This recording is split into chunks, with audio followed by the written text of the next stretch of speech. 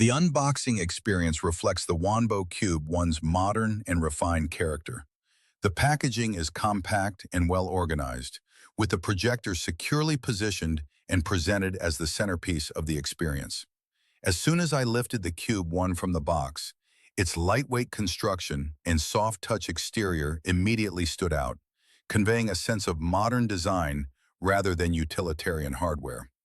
Despite weighing under 1 kilogram, the projector feels solid and well assembled, with no creaking or loose elements.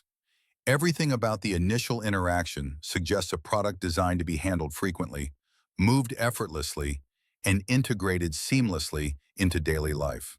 Visually, the WANBO Cube One embraces a clean, contemporary aesthetic, finished in alpine white, which allows it to blend naturally into modern living spaces without drawing unnecessary attention. Its compact, cube-like silhouette feels deliberate rather than restrictive, making it equally suitable for a living room shelf, bedside table, or travel bag.